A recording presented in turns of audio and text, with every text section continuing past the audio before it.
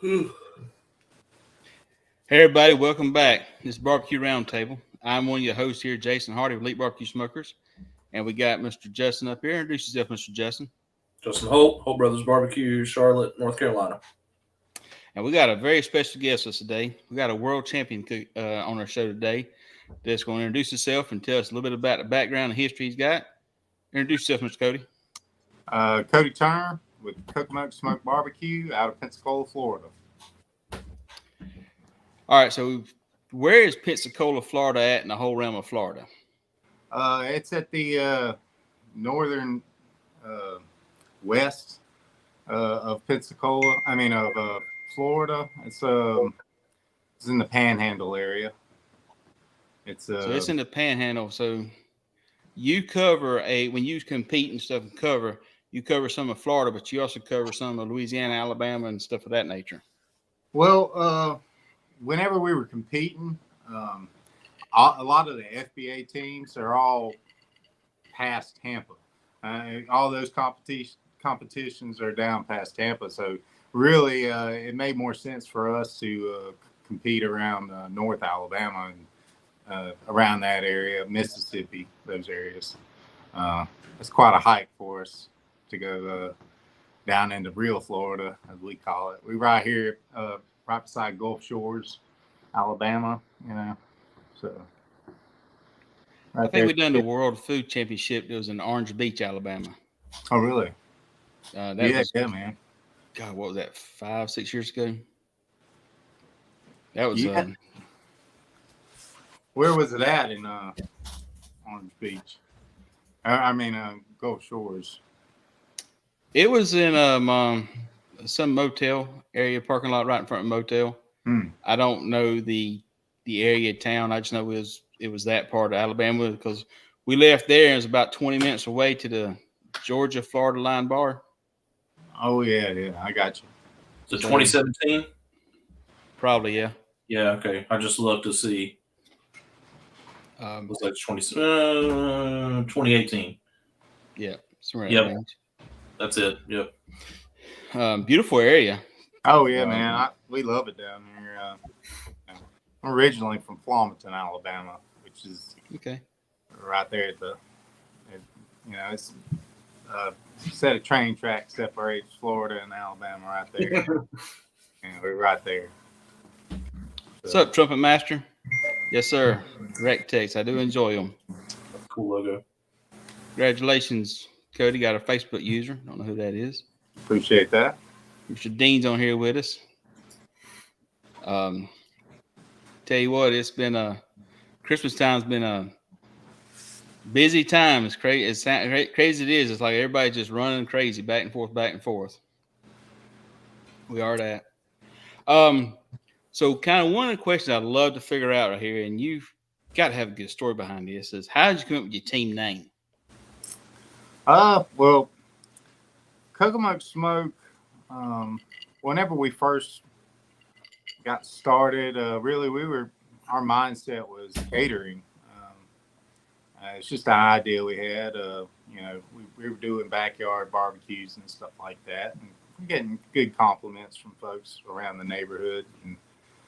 And I was looking for a new hobby, something to get into. So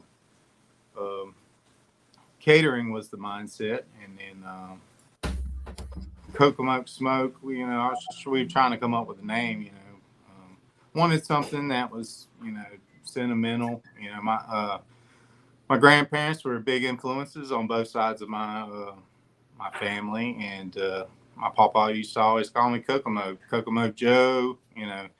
Anything that rhymed with Cody, just kind of rolled off his tongue. Calling me Cocamoke or whatever. So just started playing with that a little bit. We liked it, and rolled off my tongue pretty good, and decided to go with that. Cocamoke Smoke BBQ, and KCBS announcers, they have a little problem saying it every now and again, but as long as they're trying to say it, we're cool. We're cool with that. Dude, they have a hard time saying Elite Barbecue Smokers, so don't feel bad. Yeah. So talking about just kind of getting off subject, with talking about kind of name humor. I was doing a contest in Summerville, South Carolina. This was 16, I think it was. Yeah, we're down there, and Elite Barbeque Smokers is not that hard of a name to say, but those guys that's doing the wars down there were heavily into the spirits, as I always like to say it, and it was light. It kept going on and on and on. And I was like, good Lord, at least call my name. At least I got to waltz enough times to get my name wrong several times. But I think we RGC that contest, but you'll take that it. was the craziest thing in the world. I was like, it can't be that hard, but surprisingly it is. I think they just don't read. I don't know if they don't read it all the way through. They were saying Cocamoke, and they were all. Every time I'd see them, the judges that travel around, they're like, "Oh, it's old Cocamoke." I'm like, "Oh, that's Cocamoke Smoke." Get me saying Cocamoke. Yeah, I'm Cocamoke. Yeah. That's pretty good. Yeah. So I got Facebook here that says you got a call this weekend in Brisket. I did. We were doing a Christmas on the River over in Demopolis, Alabama. It was a good event. The organizers did a great job up there. It's right where I went to college at University of West Alabama, right about 30 minutes from there. So it was real good to get to travel them old stomping grounds, I guess you'd say, around there. Real good folks. Wasn't a big showing as far as the pro team side. They had 20. Alabama's real popular with the backyard circuit. They got a lot of heavy hitters in backyard division in Alabama, and they only had like. Unknown caller. Sorry about that, guys. What do you know? My ringtone was "Swing Home, Alabama." That's awesome. They didn't have. There was some pretty good teams up there. We had a good time. Third place Brisket. We'll take it all day. Hey. Yeah, I was just looking at the KCBS site. It looks like you had 13 pro, 21 backyard teams. Right. There wasn't. I know Alabama's big on backyard. Well, everybody from what everybody was talking, the KCBS organizers, they were saying that they were getting folks calling in saying, "Hey, how many you got competing?" He said if all the people that were calling asking how many's competing would have showed up, we would have had 30 pro teams. But they kept hearing 10, 11. I had a buddy, Eric Cooley with Papa Pig call or message me on Facebook asking me if I wanted to cook this weekend. And I was like, well, yeah, I could talk the wife into it, maybe. It's supposed to be off season right now, so but we went down there and just seemed like a good event, for good cause. So. We talked about it, but it's just we had some other plans that it's a little far for us to go this weekend because it's a little ride for me. But I heard it was a great contest. I think Rooters won it, didn't they? Yep. Yeah, Rooters and Tooters. Yeah, sure Good did. Team. Now, how far would y'all have to drive? I'm out of Myrtle Beach, South Carolina, so that would have been a good 9+ hour drive for me. Hey man, the amount you got to travel for these things, it's a good bit. Which is close for us, 3 hours.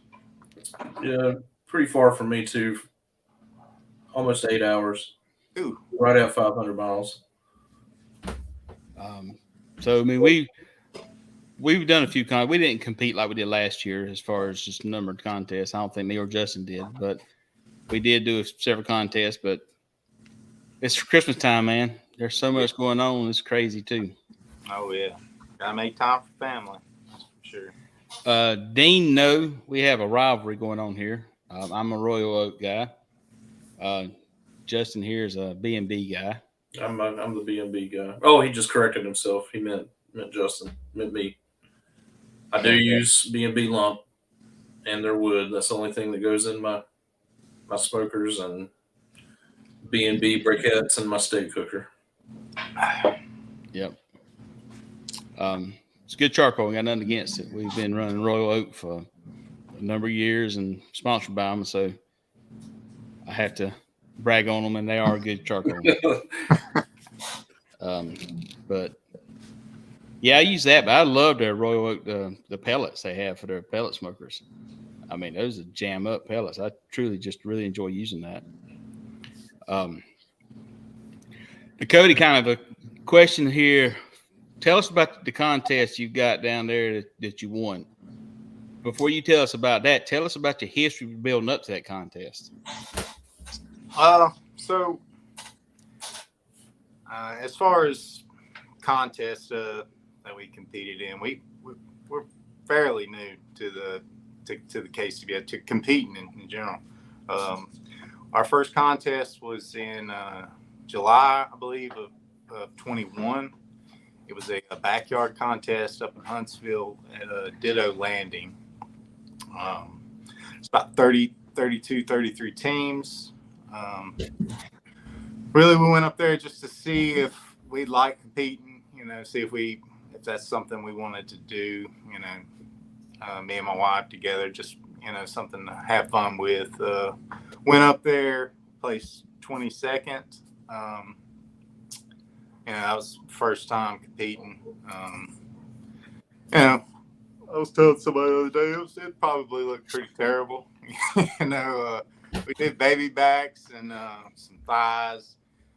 We rented a camper going up there. We didn't have anything, man. All we had was a gateway drum and a Weber kettle, and that's it. That's all you need, really, to get started. Yep. But, we were going up there just to see what we could do. We didn't really care what place. Now, we would have kind of been down in the dumps if we would have gotten last place, but we were middle of the road as far as we were concerned, so we were pretty excited about that. So after Ditto Landing, kind of talked, and decided, all right, let's start, venturing a little further into it next year. We started Foley Barbecue Blues Festival right over, that's stone's throw away from where we're at. Another backyard event. And that event, they had a sauce contest. We placed 5th in that. We were 3rd in People's Choice. I think we were 10th place in pork, and 7th in ribs. And, for us, that just, our heads were exploding, man. We were just like, wow, that's awesome. And it was terrible barbecue weather, I will add. Our judges' tent got picked up and carried, a few yards away. It was bad. Oh, Lord. And I decided to cook on an offset that day. And I bought a little old Browning thin metal offset, but, it was my first offset. I still have it, but it just, any kind of wind, it ain't holding temper, at all. No. So we did that event, and man, we, just getting those calls, we kind of got that hook set in us, and from there, we did Fire at the Foothills next. I think we placed 2nd in pork on that one. I don't recall getting a call on anything else. And then we did a few more backyards, and then did our first pro event in Hog Wild in Brookhaven, Mississippi. Cool. And that had some pretty big pros in it. Getting Basted, Heavy Smoke was there. Were you there, Justin? No. No. But it was just one of those things, man. I come from a football background. I like to compete, get in there and see what we can do. We're the little guy. And we got a 10th place rib call. So we were just pumped up about that, good event.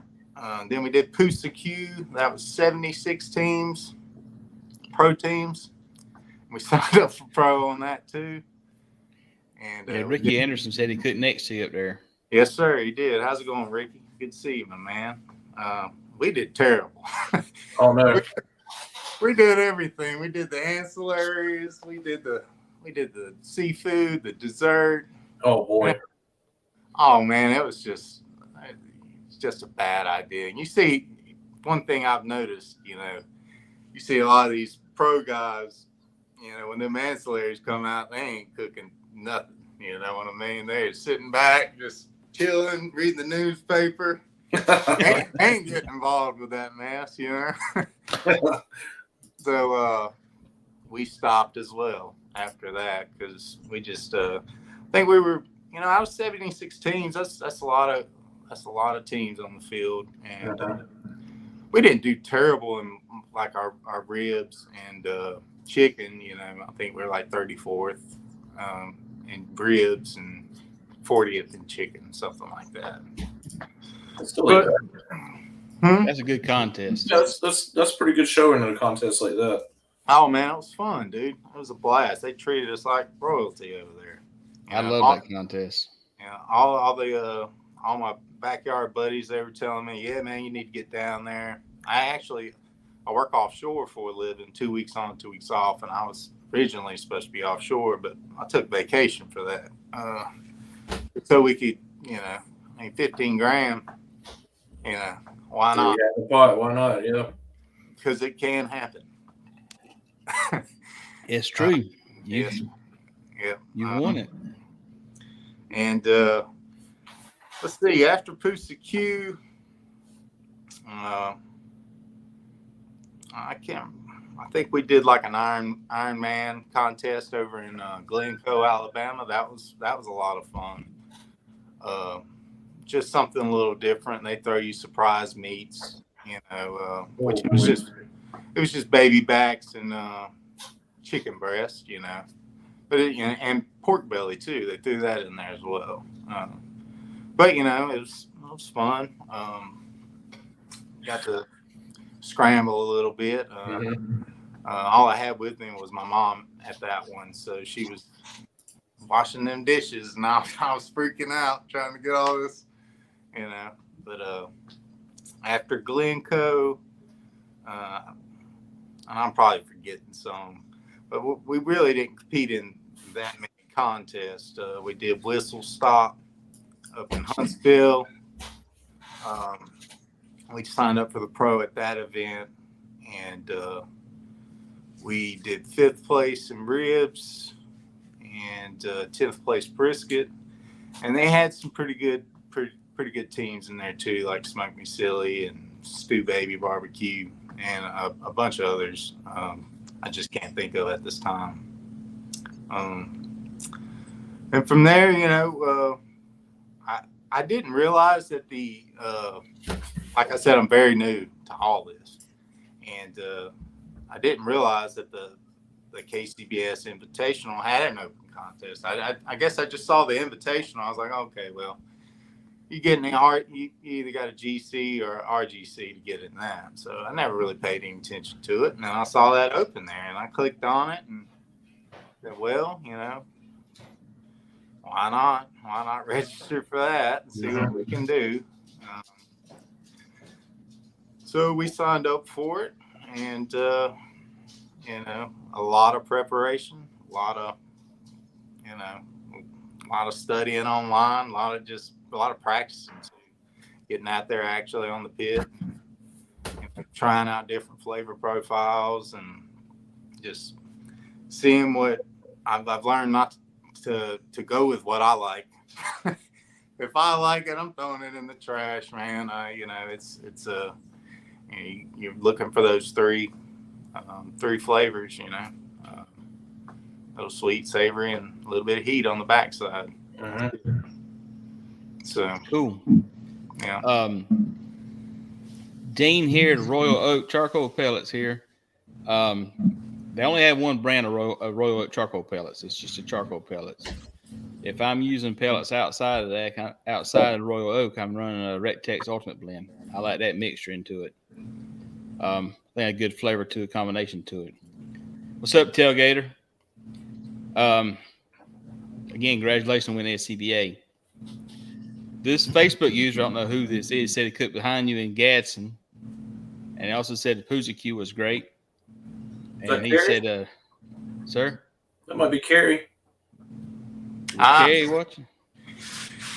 Figured Carrie'd have his username on there. I know, yeah, that's weird. It must be glitch. It's not bringing him in. There's old boy from Virginia. West Virginia. What was that? TS? I can't remember his name. He's a good fella. He helped me get out of my parking spot. It was so tight in there, man. Kudos to you for getting out of there. After I backed in, Cody came over and he said, "Man, I tried to get in that one last night and it was just too bad." That was even worse. Yeah, it only took me about 10 minutes, and then I had about probably 8 centimeters between one of the railroad ties and the side of the trailer. And I said, "You know what? That's good. We're done. We're parking here." And then when I left, I took that railroad tie and moved it about 5 feet over. That's the trick. Yep. I said, that's what happened to me. I couldn't get out. I didn't leave no garbage. I just moved one of the railroad ties out of the way so I could just let him pull right out. I wish I would have known. I would have used your tool, whatever you used. I tell you, man, we put these trailers in some weird places sometimes, trying to park them. Those were like, I'm not kidding, Jason. They were like 90 degrees to the road. They were like cut into the embankment, and they had railroad ties on either side of them. So, I mean, and then trees on the other side. So, I mean, I probably did a 75-point turn and finally got it backed up in there. And I was like, you know what? If it's cockeyed or anything, that's exactly where it's staying for 2 days. Because I ain't moving no more.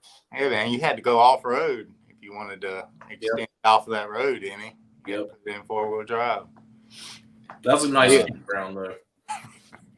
Yeah, Carrie said he is a Facebook user. So our mystery user here is Carrie.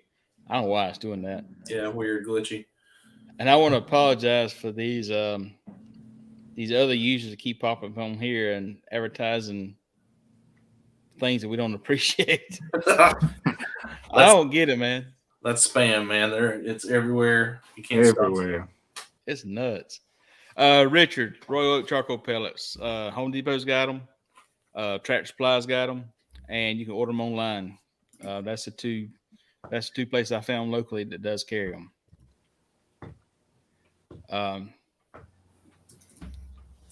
Man, I would totally use those charcoal pellets. I mean, I really do appreciate it. But I will say this. There's a couple brands of pellet smokers out there that's got a sensor into it. So you need to mix it with wood pellets because that black sometimes won't pick up the sensor. So just a heads up with that if y'all run into that situation. That is something to keep an eye out for that. And I think Green Mountain's got that sensor. It's the only one I know off the top of my head. Pellets, the Rectex doesn't. So the Rectex had no problem with it. But they are very hard pellets, so you'll hear the auger working through there. But that's kind of they're really nice. I do enjoy using. Probably a good sign of quality there, not cheap filler. Yeah, they're really good. Cody, what are you cooking on now? Man, we're rolling on a Old Hickory ASMM, and Hunsaker and a Gateway drum. We run on Cool mix. 3 different types, I guess you'd say. I really love the Old Hickory, man. It's like I said earlier, I purchased a Gateway drum. That was the first thing I purchased. I love that too. You know, they all got their positives about them. The Old Hickory, man, I don't know. I love it for pork and brisket. You know, that's what I haven't moved like the pork and brisket to the drums yet. I've tried it a few times. I kind of like the way the turnout a little better on the old hickory. Plus that thing runs so smooth, man. And I don't have to fool with it much. With them drums, I'm having to mess with them, a lot. The drums. Yeah. I mean, but that's just me. Like I said, that's the past few cooks, we've got it pretty stabled out. I mean, where we know what we're doing. But as far as like your, the grease, fire management and all that, getting used to that. Which we've always cooked our ribs and chicken on the drums, and the pork's always been on the old hickory. So that's probably why our pork's always done well. But we're getting to, like I said, we started getting a little bit better about it these past few cooks. Identifying what's good and what's bad, and when to move, basically when to relocate the meat and everything and rotate and all that good stuff. It's just a learning curve. I mean, it's the whole ball game. It's a learning curve, but Keep good notes. Oh yeah, I've learned so much this past year, man. I can't tell you. I mean, so many things, and like you said, the note taking. I mean, you got it after the open, man. I went in my trailer and I just wrote down everything I did. Yeah. And, you're not gonna get it perfect every time. You're always gonna have something happen, right? Something, but you can try and get it down to where it's perfect every time. Something we're working on. Like I said, we're very new to this. Jason Q, man, I hate that. I do love cooking brisket though. I can't lie about that. Sorry that. But no, seriously. Back. You can probably recover from that. Oh yeah. I don't know. Then I mean, I ordered my last ones online. I know I ordered that from them, straight from Royal Oak. But you'll love the 1250 here. Man, we got Kerry. He's actually showing up here. Okay. I just got one of them Green Mountain Trex Primes, the small ones. That's pretty nice one. I mean, it's real small though. But y'all. I'm sorry. No, go ahead. No, I was just saying, y'all cook on pellet smokers often. Like, is that one of y'all's competition things, routines, or just for fun? Well, I use Rectex in competition, but I use 1250. I've got three. I got several of them. But I usually run 2 or 3 gateway drums and I Rectex, and I usually do my pork in the Rectex, and then I'll wrap and put over in Rectex from the drums. I got you. And then I do YouTube videos. I use a lot of Rectex because, man, it's hard to beat the pellet smoker. Yeah. When you home and you going outside and cutting grass, whatever, it is really, truly hard to beat a pellet smoker. Yep. It gives good flavor to it, and that's something other to be said about those for the reliability and the flavor to put into it. Yeah, man. Just practicing too, running different rubs and stuff, seeing how things go together. I mean, that's what mainly what we got it for, And like you said, the convenience of it's just it's crazy. Yeah, much as I try to recreate competition at home, I can't do it because I got so much going on. It's really hard to truly repeat a competition cook at the house because I'm going to say I need to go inside and do this or go inside and sit down in a chair, watch a football game. Just do that. Oh, yeah. Just what you cooking on? I have not added a pellet smoker into my collection yet because my wife banned me from getting any more wheels or smokers until I get rid of some of them. So I'm about to hand down a couple of the old like Smoky Mountains and stuff like that I don't use anymore to the neighbors. So maybe I can have one in. Right now, got 2 homemade barrels, pretty much just like a Gateway. And then I got a 270 KC that holds the big meats and can't beat that thing for reliability as well. In fact, covers didn't even come off the barrels at Thanksgiving. I did all the food, everything from brisket to pork belly to handful of turkeys, just loaded up the 270. Covers for those things are expensive. I ain't gonna lie. I've got like a medium size, like offset grill cover from Lowe's, and it covers about 3/4 of it. But I'm like, man, if I'm gonna spend money on something from 270 Smokers, I want to get another gadget or like a slicer or something cool that they've come up with instead of a $200 cover for my already expensive smoker. So for the most part, that thing sits outside uncovered on the porch of the trailer, which probably has added to the not great looking finish on it lately. But it's smoker and it's thick as hell and it ain't going nowhere. So they put a roof on that shed. Yeah. I mean the porch of the trailer. Oh yeah. Yeah, it ain't coming off. That thing, I've had a couple instances where I was rolling it back and my foot slipped because the porch was wet or something like that. And I was like, man, if this thing fell on me, I'd die. Like, there's no way.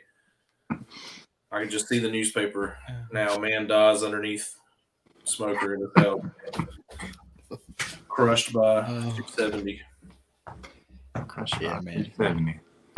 All right, so Cody, now tell us about the KCBS Invitational. About kind of you cook going through it, and then kind of the end results, emotional side of it. Tell us a little bit about that.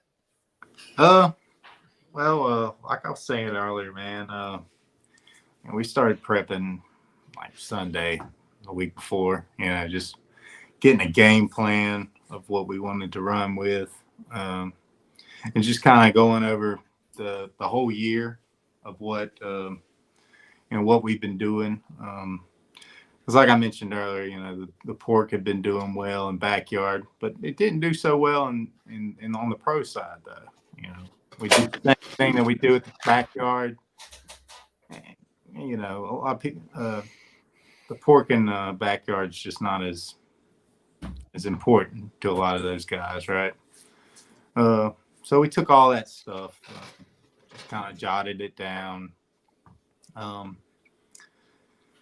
And started prepping, really paid a lot of attention to, the detail stuff. The chicken, we cook thighs for the open.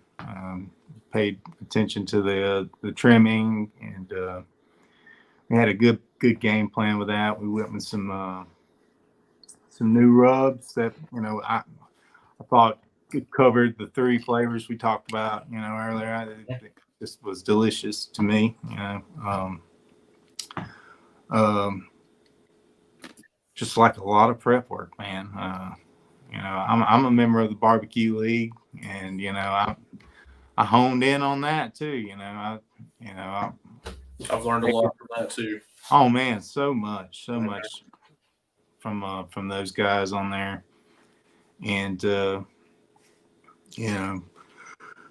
got everything squared away. Got everything, got our injections and everything prepped on. I guess it was Tuesday or Wednesday.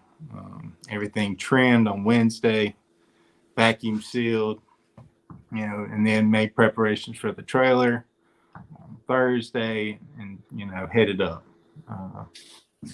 Parked. I like to get there early.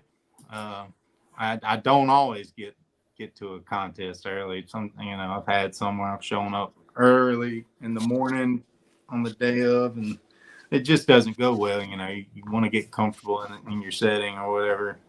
And we were fortunate to get there at a decent time, get set up. That's the biggest pain, getting set up. But really, just getting things to where you don't have a lot to set up. You know what I mean? Mm-hmm. Makes sense. Just usually we unload. Usually throughout the year, we were unloading the drums and putting a canopy up and all this nonsense. So we decided to keep everything on that back porch. Now I don't have a big back porch on my trailer, but there's enough room if you maneuver some things around, you can have it all right there. And so we made that move. Well, it was the first time we'd done that. We will do it from now on. Everything was right there. I had cleaned the drums prior to leaving. I didn't get to season them. I didn't really think it would make that big of a difference, but I didn't want to take a chance. So I looked like a rookie out there. I was seasoning my drum the day before. The guy running for, I can't remember what he's running for, director or something, came by and was talking to him. But anyway, we got it seasoned up. And during the cook, I woke up a little later than I wanted to. Yeah. All right, Singletary. And I got plenty of sleep. I don't know how that happened. I guess I forgot it was game day. I guess, which my brisket suffered for it. I mean, really, at the end of the day, I really do. I didn't get that rest time that I needed. I was just kind of rushing through the brisket process, but everything else started on time. And the cook went really well. I mean, my timelines were off just a little bit, but it wasn't anything that we couldn't recover from. Mm-hmm. Now I will say this, going back to preparation, we paid a lot more attention to finishing, the last hour or so of our cook, of all the categories. And I think that played a big part, the biggest part. I mean, just paying attention to fine detail, watching and having all three of the smokers right there, being able to monitor them, not having to hop down from the trailer and go check this and back and forth. It'll exhaust you. I mean, when you're rolling like that, I mean, you have to roll like that, because you got to be checking all that stuff. Especially when it comes down to that crucial time. You got to be monitoring all of it. But everything was going well. Our turn-ins were kind of late. I mean, we were behind on everything. I was telling somebody if our chicken was due at 12, we were turning at 12:03, and it was like that with everything, man. Right. And I told you I don't do ancillaries. I did the turkey smoke. I forgot I even signed up for turkey. Oh man, Then I went to check in. They're like, "Here's your turkey breast." I was like, "I wouldn't." What's that mean? Guess I'm doing turkey then too. Yeah, dude. We were finished with our turn in. They were like, "Hey, didn't you sign up for turkey?" I was like, "Oh yeah, I did." I didn't do anything with it, I went to that. I call it the rack of no hope at the very bottom. I had my turkey on that at the very bottom. So I can eat turkey from now on, don't it? Put all of it in there. Yeah. But we made the turn-ins. My wife and my mom, they were helping out tremendously. My wife, she's my turn-in girl, and she put up with me the whole day. I was freaking out. Because it's a big contest, and I don't know, pump yourself up about it. You want to do well. But we made all the turn-ins, and then first thing that we do, because we take a picture of everything that we turned in, and it's kind of torture, but we look at our pictures of our turn-ins. and just to see if if there's anything missing or anything messed up. And man, we found a lot of things messed up. That's why it's terrible to do that. But I know it's crazy looking back at them, and you're like, how did I just let that go out the door? yeah, and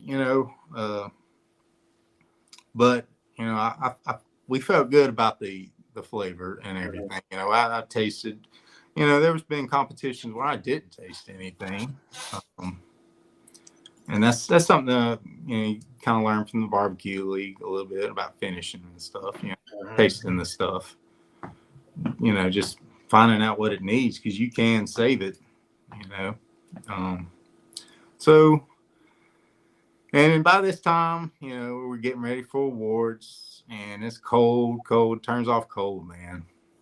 And find a nice little warm spot in between Smoke Me Silly and some other folks that have them little heaters, and just waited for the awards, man. And I it was a dream come true. It really was, man. I never would have. I mean, we were just going up there to, see what we could do. Hopefully, get a call. That's all you can really hope for, is to, do well, and especially with so many great cooks on the field. You know what I mean? That was a stacked field for sure. Yeah, it was. That's kind of what makes, to me, that's what makes the Open real cool, man. I don't believe there was a lot of Open people that weren't invited there, from what I understand. I don't know. Yeah, there wasn't a lot. I think we were one of the few teams that didn't compete on Sunday also, Yeah. Yeah, they started rolling through the calls. The chicken. I told you, earlier that the chicken we've never done well in. So I'm hanging back, talking with my mom and my wife. Just chit chatting. Not expecting anything, and then they get to the night call and they call our name. I'm like, wow, okay, cool. And then all the tension was off. Then I was like, all right, man, we got a call at the Open. We're good, man. I can go home, and because all my buddies back, they don't really, they know I'm going to contests, but they don't know, like, well, you didn't win. Well, we placed, third in the, or whatever, out of 30 something teams, pro teams. That's pretty decent, They just, they know win and no win. Yeah.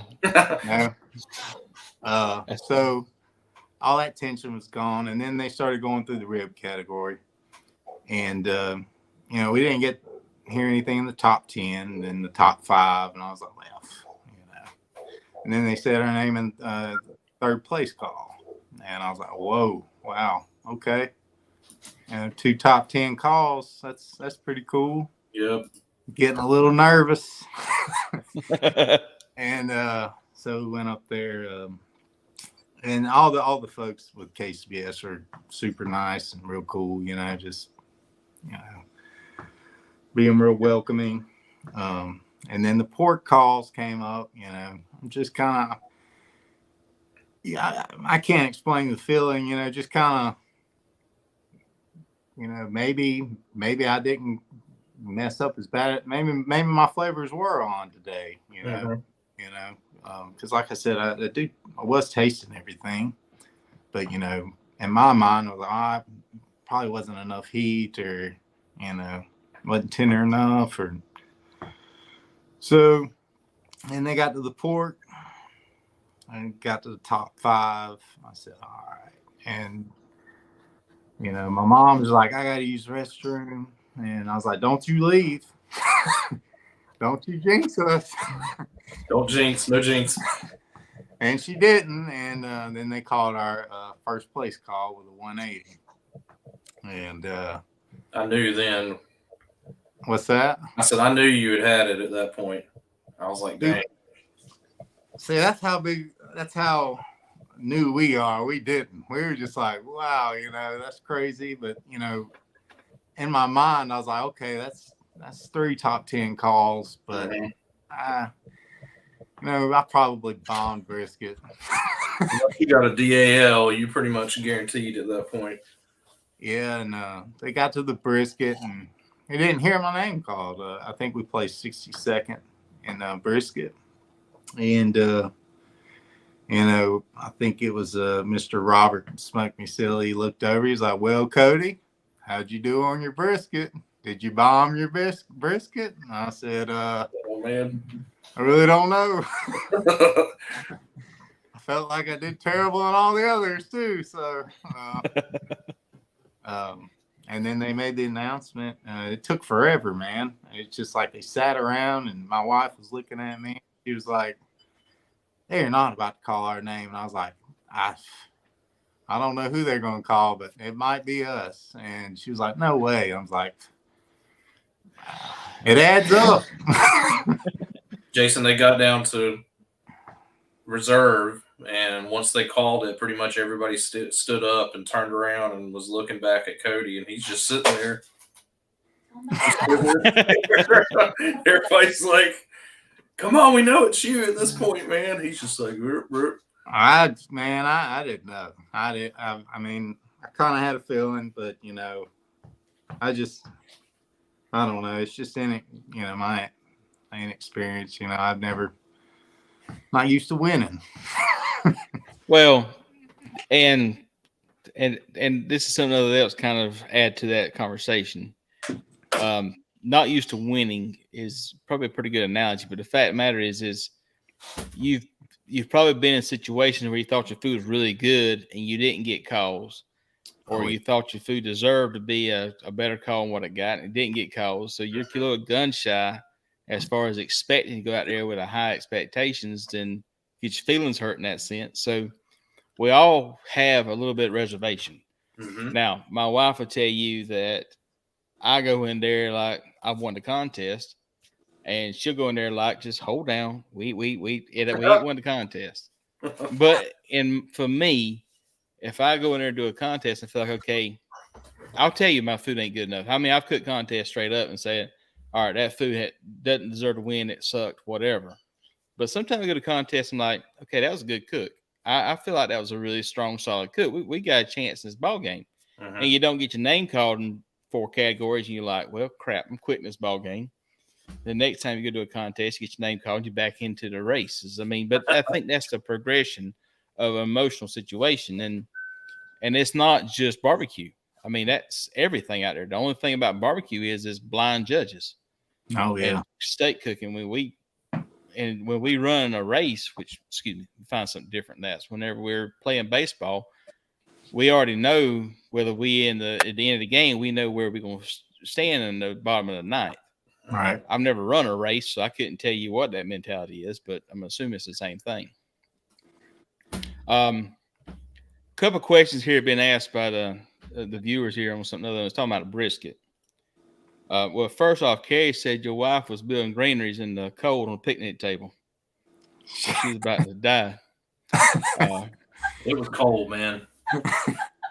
Yeah, it was cold. Crazy. It was cold. That was all I got them was one of them little fire logs. I didn't even build them a decent fire. I'm pretty sorry. Dean's asking about letting your brisket rest.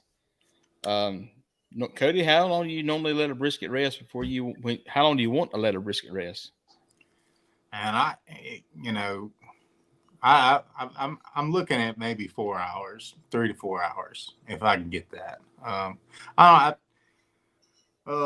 We do food trucking on the side, and I find whenever I cook briskets and I let them hold for a really long time at 140, and I'm talking 12 hours, it's the product so much better. The outcome's always better every time I've done that. So I like to get that rest time. Like I said, that day I didn't. Last weekend I did. I got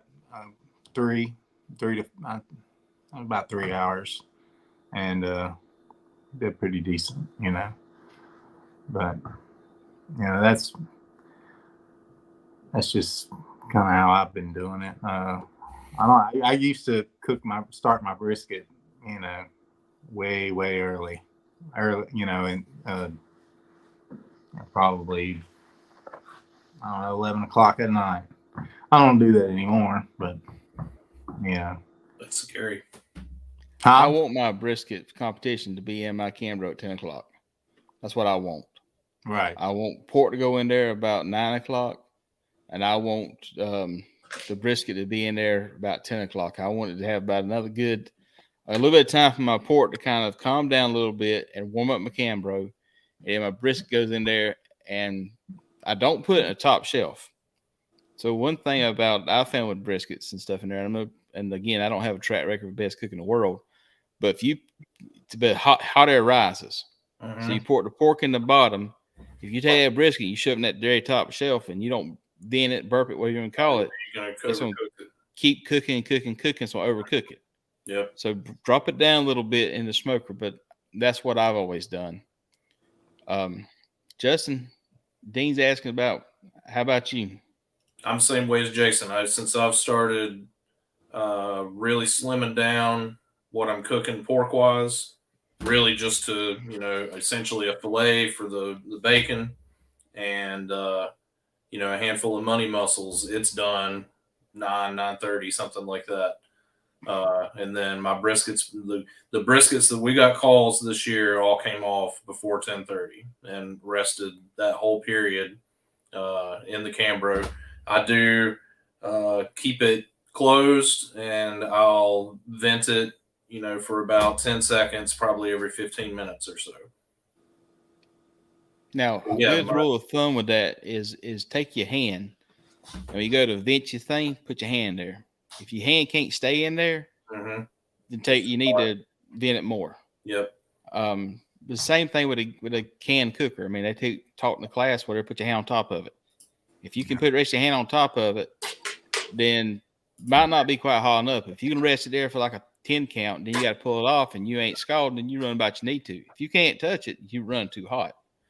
Yeah, because those things get hot real quick, and you're exactly right. You got to be careful what you put up in the top of that thing. I'm the same way. My pork's on the very bottom, and then in the middle is my brisket. Depending on what time ribs come off, they might need to sit in there for just a little bit, because I might have been all over the place this year. They'll go up, farther in the top, because things have cooled at that point to where they're not blasting heat out. And also had a couple years ago with the Smithfield, committed cooks, they sent out like these cooling towels, that you can get wet and put around your neck. I tied those two together, and I wrapped that also around the Cambro. If I do vent it some, if I want to vent it for longer, that way it's just not losing everything out, but it keeps a lot of the moisture in there too, I feel like. Because that thing's soaking wet by the time it gets, when I'm done and pulling it off of there. I'm like, man, that thing really kept some moisture inside too. John said he cooks at 450. That's because John said he what was that? His new smoker. He kind of got it a little hot there at his first cook going on. And then he got his GC at it, and I said, I think I commented on Facebook. So the key is to burn everything. Is that? That's the lesson we're learning here. Just burn the shit out of everything. Richard's asking if you do legs or thighs. We usually do thighs. I think we did Biloxi. Well, we had Cody. He didn't like that question, I reckon. Run him off, man. Run him off. He didn't want to talk about it. But yeah, I tell you, man, I reckon we asked him one too many questions on chicken. But no, I mean, with the Cambros, they're great tools, but they're like any other tool.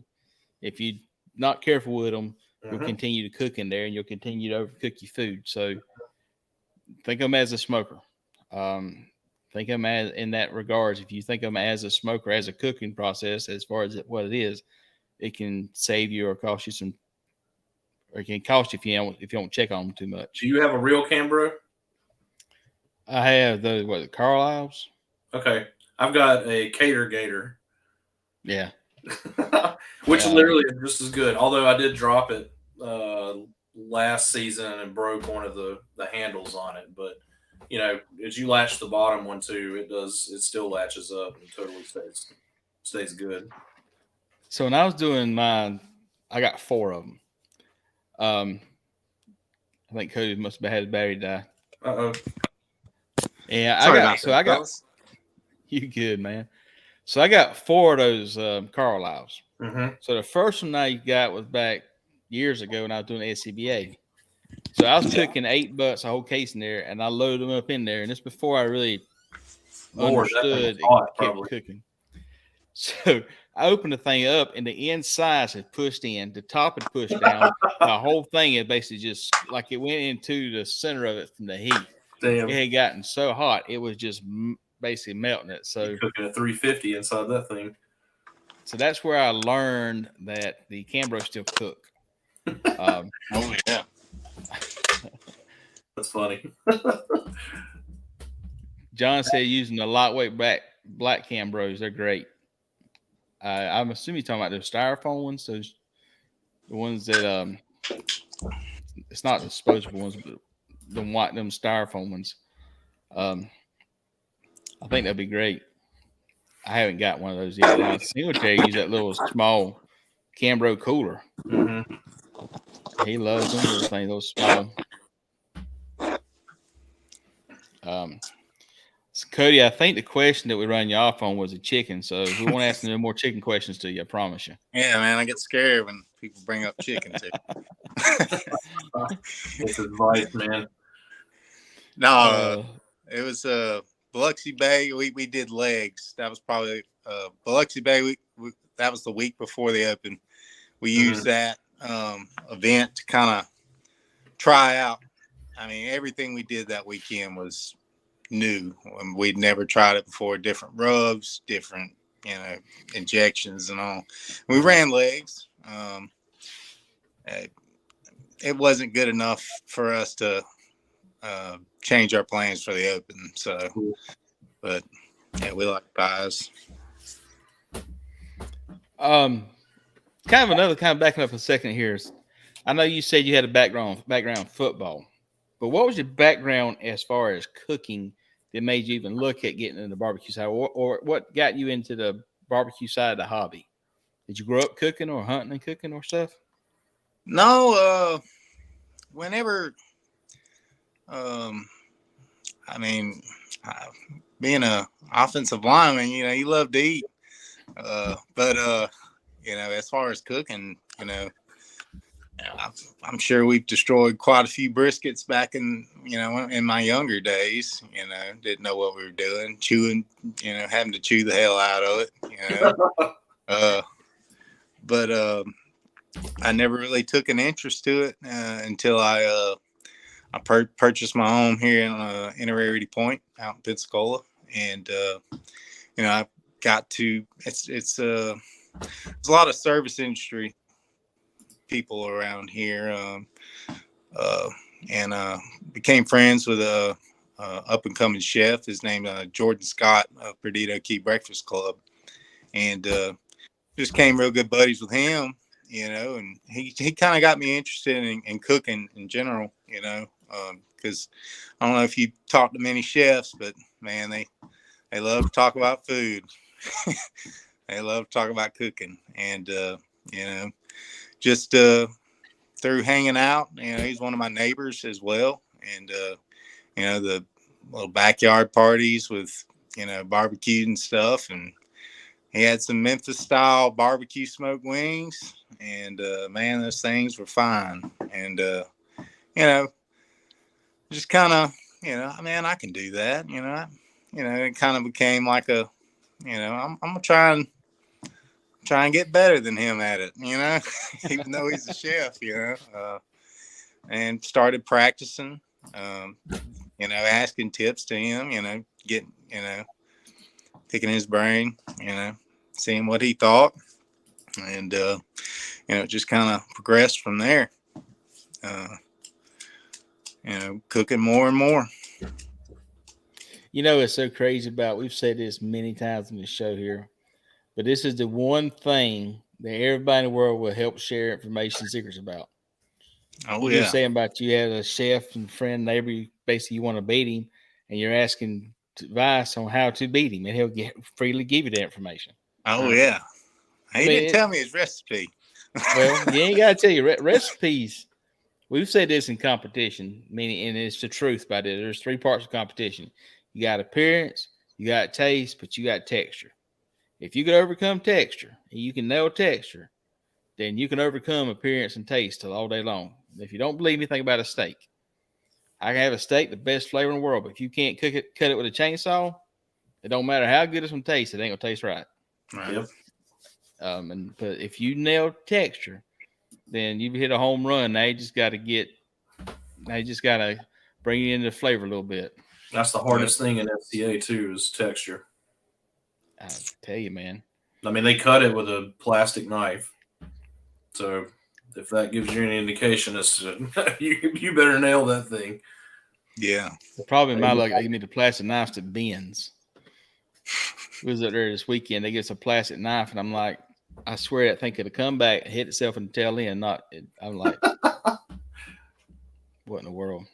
Yeah, it's not like that in racing. It's not like that in anything. I mean, it's truly crazy. And I heard today that a friend of mine, a friend of mine, has sold a trailer and stuff here, and now he's like, well, I'm buying another one because all my friends in barbecue.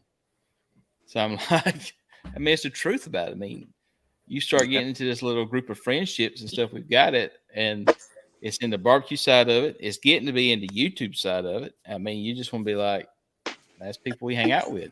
Mm-hmm. It's the craziest thing in the world. It's getting big for sure. It's addictive too, man. Oh, yeah. It's crazy addictive. And it's hard to find people. I don't know. Hey, like I said, man, right now it's kind of hard to find folks, I have to, to talk with about it, because I can talk barbecue all day. And some folks are like, man, what's wrong with that guy? Oh, that's the thing about it. I mean, it's the passion and it's the thing about it. We can share secrets, but nobody understands that I got a 3rd place or 5th place trophy at BBQ on chicken. And to me, that's a heck of an accomplishment to win 5th place chicken at BBQ. Oh, yeah, yeah. I mean, I thought it was cool. Got one of the big trophies, whatever. And somebody looks at 5th place trophy, they're like, nah, 5th place trophy. I'm like, take the finger, because you don't understand how hard it is to get that trophy. Yep. And I think that's just a difference in what we do. And other thing is because essentially we're basically got 5 contests in 1 contest. We got chicken contest, we're competing with chicken. We got ribs, competing with ribs. We got pork, we got brisket, and then we're trying to do overall. So I mean, it's a overwhelming a bit of emotions. But when you get that first call, oh, hold on, boys and girls, because we're all going to the races now, because you've got it, and now we're going to just run it. And then I think that's what we all do. Amen to that. I would say, nice. Huh? I said that hook set's nice. Oh man, Yeah, that hook is that's an expensive one too. But I will say this, and I will encourage everybody in the world to do this. You can make this as complicated or as simple as you want to make it. You go out there and compete barbecue and just do it for the enjoyment and go around and see different parts of the country and just have a good time with it. And you'll still have a great time with it. And you'll love it to death. If you want to go all into it and try to be team of the year in points, then you can do that too. So, I mean, it's totally up to you, because you can practice at home and go do a contest, and you've cooked a lot and practiced a lot, and you should do well there. Or you can go out there and compete every weekend, and you can do well then too. But I mean, I still encourage you to go out there and practice it. Cook at home and play around with it. I mean, that's what I would say anybody to do. And you'll find out how addictive this hobby is. Yep. And we share secrets like in anybody's business.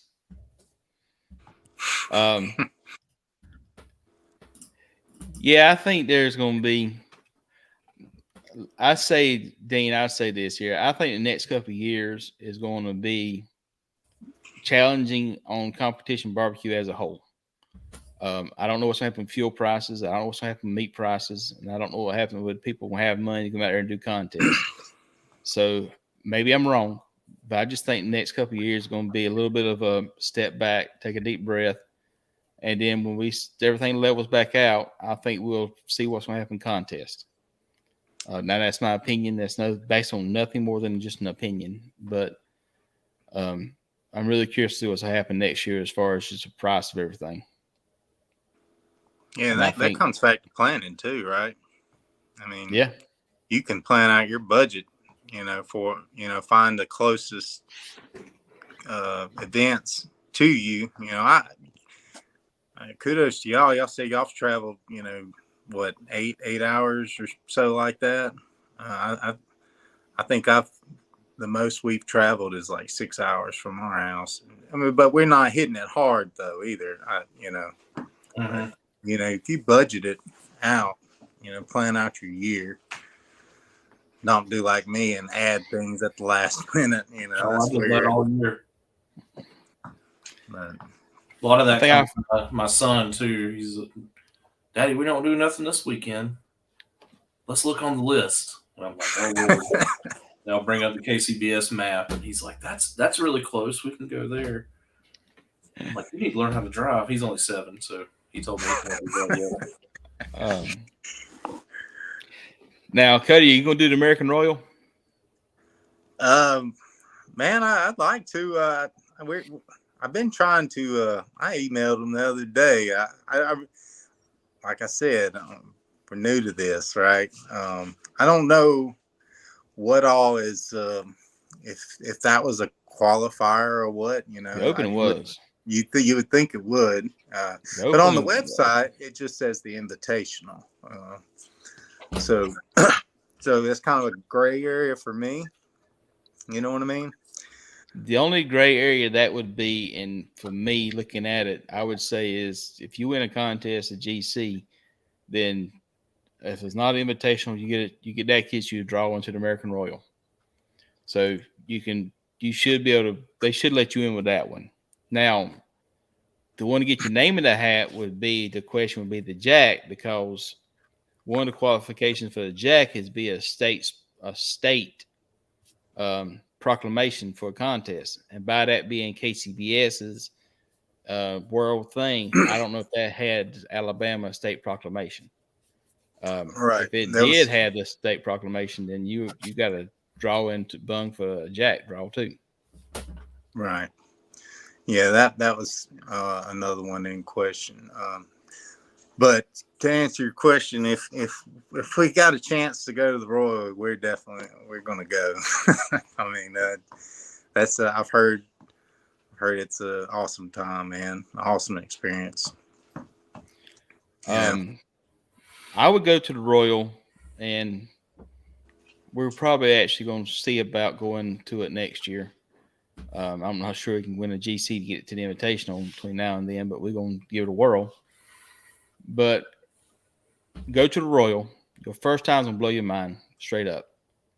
There's so much to see, so much to do, but it is an amazing thing to see and be part of. So I would go with that. If I go back to the Royal, and me and Justin were talking about this some other times, but if I go back to the Royal, I want to go at it with the idea of just enjoying as a whole and doing everything. Because I've done it with the side, just competition side of it, and I've done very well the first year, second year. This past year, we probably didn't have the business going, but we went anyhow. So if I go back, I'm going to go back with a group of people and team of people and say, okay, we're going to do the sides, your responsibility. All right, we'll work together, but this is going to be your task. This is going to be your task. And kind of work as a group with that. The other thing I would say to do is, and Dean, this kind of get to what you're talking about as far as traveling right here, but I would say this: go out there and rent a camper at the Royal. They'll bring them out, set it up, and then if you don't use cans, then you can borrow some stuff out there. because my 40-foot trailer is not going back out to the American Royal. I ain't pulling her that far again. Right. My 20-footer might go. My 40-foot ain't going. But yeah, just have a good time with it and enjoy it, but go. I mean, seriously, go. Yeah, that's a good haul for us as well. I'd probably have to buy a brand new truck or a new truck to make it, you know. But well, you do like someone do, just fly up there. Yeah, and we've been thinking about. And it's kind of hard for me to say it, but you know, getting more involved with the canning cooks and seeing how that goes. But you know, you don't really want to mess with a good thing. You know, we've gotten used to that old hickory, and you know, it's a good piece of equipment for sure. If it's working for you, I don't know that I start changing the world. No, we're not. We're changing nothing. I mean, I'd dial that ball game in unless somebody's sponsoring you to make it worthwhile, and I would kind of just do what's working. Right. Yeah. We'll No, try and make it up there. You know, like you said, I don't know. It'd be a good little road trip for us. You know, but that's what month is that in? Last year it was in the last month of September or first month of October. So one of them 2 weekends usually. So it's somewhere right in the middle of that. Right. So that's what that is. Yeah, that's one. And I know it's a different. I believe the Smoke on the Mountain. That seems pretty interesting to me as well. And Galax, right? Galax, Virginia. Galax. Yes, I heard that's a good contest. Yeah, I have to. I heard it's a good contest. Greenwood's awesome contest, South Carolina. Really? Okay. Yeah, it's a huge contest, but it's a lot of fun. Try and get Justin out of the Boss Hog. Well, that's contest. Paul's already committed me to trying some new contests this year, so I told him that the week of Christmas, we would sit down and try to make out most of our list. So we'll see. Yeah. Maybe you can count me in on that one. I told him we still got to do Greenwood, though, but other than that, and Jiggy with the Piggy up here, other than that, it's fair ball game pretty much everywhere. Like, yeah, I feel bad, man. We ain't even put together our list for next year yet. And I see all these other teams posting, this is our schedule for next year, you know, all mapped out and everything, budgeted. I don't know what a budget is for barbecue. No. I don't either, brother. That's the one you don't talk about. Nope. Until after the fact, and then it's like crap. Yep. Yeah. Cody, you got any sponsors you need to kind of point out that you've been blessed to have part of? Man, we don't really have any sponsors. I would give a shout out to the butcher shop. You know, Mr. Kevin. He's always there to, you know, lend a helping hand. You know, kind of give us some advice on, you know, some of the meats. You know, help hand pick them. You know, he's right there. You know, we're very fortunate to be right there by the butcher shop. So, you know, when everybody else has to get it shipped to them, you know, love them A9s, man. But right now, you know, we just kind of been, you know, we'd like some sponsors, you know, but you know, it makes it a little easier, you know. But we did put in an application for Team B&B, so we'll see how that goes. So did William. Keep my fingers crossed. I appreciate that.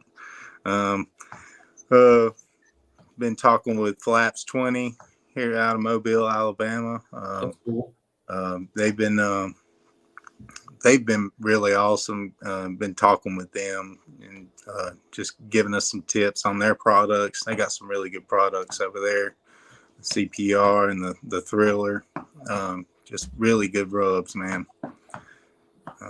But other than that, man, Springer Mountain Farms, I love my coupons that they sent, and they will be used. I think I got them sitting in my truck and my visor,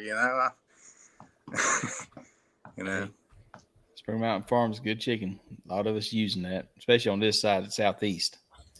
Yeah. I know the smart chicken other places in other parts of the country, but I know Spring Mountain Farms is our go-to around here.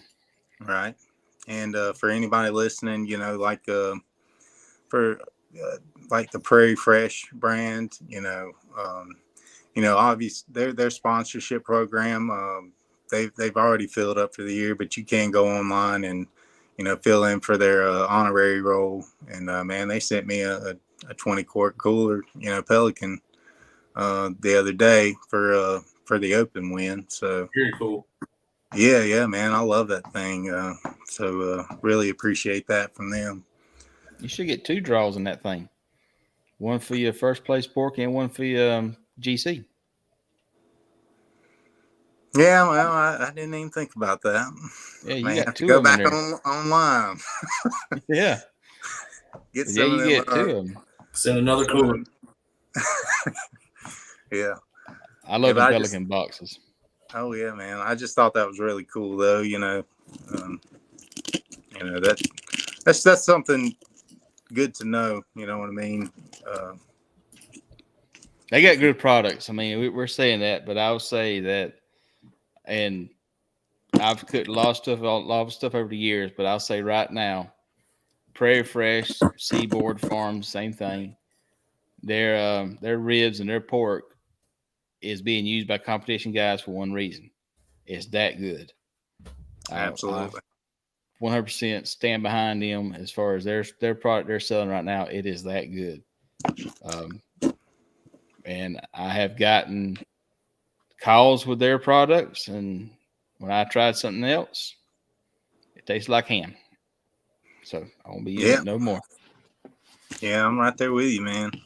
And there's a little, I didn't go with an A9 in the open. I went with a Snake River. I mean, I'm not knocking Snake River Farms. The whole year I've been cooking A9s from the butcher shop, and I just kind of waited too late and decided to go with Snake River Farms. But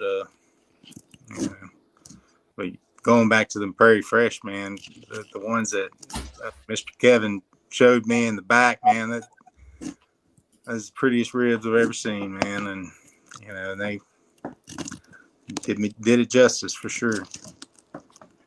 Awesome. That's awesome. Yeah. That's cool. Well, congratulations. Winning a contest is a big deal. Winning that contest with that level of field to be a KCBS world champion on that is hats off to you. That was congratulations. I appreciate it, guys. I appreciate y'all having me on tonight. Absolutely. No, pleasure's ours. I thank you for coming on. It's been a good conversation. Justin, you got anything else you need to add?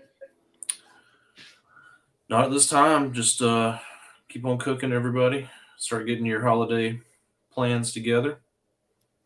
I've got I've been cooking Mr. Brisket, Imperial Wagyu, so I've got one ready I'm going to cook for Christmas Eve meal with my brother. So that's going to be my big thing. I might do some turkeys too. Maybe a ham. Them Imperials pretty good, my man. We got 4 calls in a row with them this year. Yeah. They good briskets. Yep. I got a video it's going to be posted. Sorry, go ahead, Justin. I just said find what works with you, with your cook and your schedule, and stick with it. Yep, definitely. We got some videos posted here in the next couple weeks for Christmas time. One of them is another turkey video. And then I've got a Snake River Farms standing rib roast that I'm going to be cooking up and posting a video. Oh, yeah, I didn't think about doing a rib roast too. That's kind of a requirement for holidays. Man, I got a Snake River standing rib roast. Yeah, that'll be dang good. Appreciate the show. Yes, Prairie Fresh Seaboard ribs. Food Line's carrying them now. I think some Walmarts are carrying them. Some Walmart's carriers still here in Smithfield, so I think it really matters where they're at. But yeah, it was a good show tonight, Cody. Thank you so much for being part of the show. I greatly appreciate that. No problem, thank guys. y'all for watching the show. I appreciate all the comments we got today. And listen, anybody wants to come on the show, you got questions about it, reach out to us. We're always looking for people to come on the show here. I know the holidays is getting a little bit. No, the Prairie Fresh was not ham. That was not Prairie Fresh. That was another one. Yeah. See y'all. Good night. Appreciate y'all watching. Take it easy, guys.